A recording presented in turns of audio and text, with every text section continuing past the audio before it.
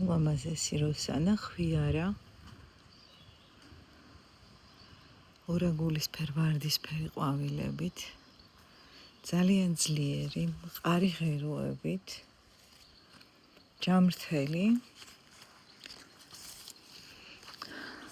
ნაკლებ სურნელოვანი თუმცა სურნელი აქვს აი კოკორში როგორ გამოიყარება უფრო ორაგულისფერი დაკრავს რომ იშლება შიდა ნაწილი უფრო ღია და უფრო ორაგულისფერში მიდის ვიდრე გარეთა ნაწილი და ეს რაღაცა საოცარ ჰაეროვნებას ანიჭებს როსანა გახლავთ კორდესის სელექცია გერმანული ვარდია ის კორდეს 93 წელს გამოუყვანია და 97 წელს თვითონ კორდესი გარდაიცვალა და შესაბამისად ის არისო მისი ბოლო ვარდი, ასე ვთქვათ, ერთ-ერთი ბოლო ვარდი, თუმცა ბაზარზე როსანა ჩნდება 2002 წელს უკვე კორდესის მემკვიდრეების მიერ.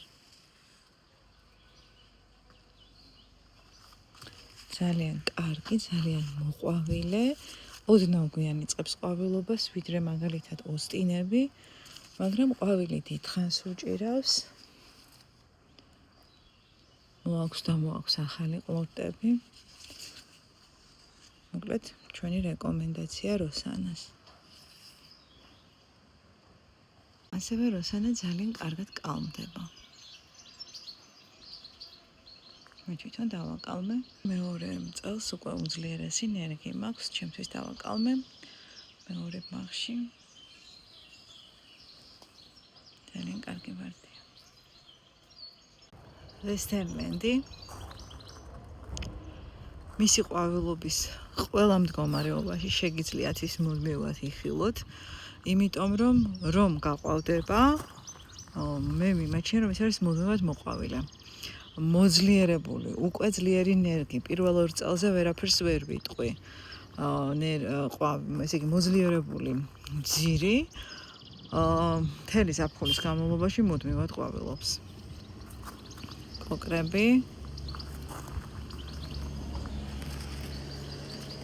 გარკვეული ეტაპზე კოკრები და ბოლოს ხდება ვარდისფერი. ბევრს გონია რომ აქ ორი ძირია თარგული, მაგრამ არა. აი მუქი სტაფილოსფერიდან ღია ვარდისფერამდე ყვავილობის ეტაპების მიხედვით და ხედავთ რომ აი ამ ერთ ტოტზე არის უამრავი კოკორი, არის გაშლილი კოკრები და აი დაყვავილებულები უკვე და ვასუფთავებ ესე. ვესტერლენდი არის შრაბი, მაგრამ მიდრეკილი ხვიარობისკენ, კლიმატის მიხედვით, ის არის კორდესის ერთ-ერთი ყველაზე ცნობილი ვარდი. დღეს რატომღაც კორდესებზე ჩერდებით, აი ნახეთ რა სილამაზეა უბრალოდ.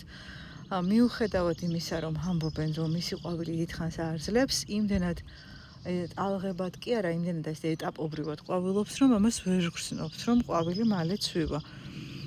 და მიუხედავად იმისა, რომ ის არის ძველი ვარდი, როგორც მახსოვს 1969 წლის ვარდი გახლავთ, დღემდე აქტუალობას ინარჩუნებს, დიდად მოავადე არ არის.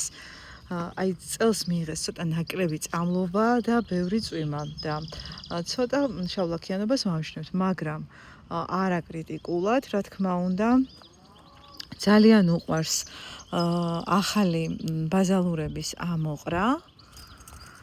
ნაცარი ემართება ხოლმე, მაგრამ წელს ნაცარს გადავრჩით. მოამადეღო ვერ იტყვი.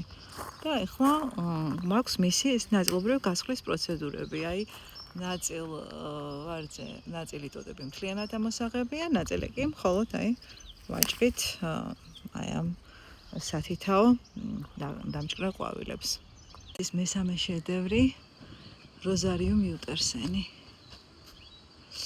ეს არის ერთ-ერთი ყველაზე უხვად მოყვავილე ვარდი ჩემთვის ცნობილ ვარდებს შორის. ეხლა ჩვენ მას ვხედავთ გადაყვავების პერიოდში. სიუხვეს ხედავთ. როგორც მოგახსენეთ, ეს არის კორდესის ვარდი და გამოყვანილია 1977 წელს. კორდესის კომპანიის 100 წლის თავის იუბილესთან დაკავშირებით. ეს არის შრაბადაც შეიძლება წავიდეს, ხვიარა. აი, გადაყვავების ეტაპზეა. ხვიარადაც შეიძლება წავიდეს, 4 მეტრამდე შეიძლება ავიდესო. გააჩნია პირობებს. ულამაზესი ვარდია სურნელით. ნაკლებ სურნელოვანია, მაგრამ თავისი სიუხვით და სილამაზით ნამდვილად ერთ-ერთი ყველაზე გამორჩეული. აი ფოთლებს შეხედეთ, ეკლიანია, მოავადე არ არის, მაგრამ იმდენად უხვი ყვავილობა აქვს, რომ ვისაც ყავთ როზარიუმ მიუტერსენი ან აპირებთ იყოლიოთ, გირჩევთ, აი ამ ყვავილობის შემდეგ რომ გავსხლავთ, კარგად გამოკვებოთ ფესვიდან, ფოთლიდან. ამ შემთხვევაში ის შედა, კარგად შევწამლოთ, იმიტომ რომ იმდენად უხვად ყვავის და იმხელა პოტენციალს ხარჯავს ვარდი, რომ ნამდვილად ის იმსახურებს კვებას, იმისთვის რომ გავიდეს მეორე ყვავილობამდე. ყვავილობაზე შარშან კვებეთ როგორც ორგანული, ისე მინერალური საკვებით და დეკემბრამდე ყვაოდა.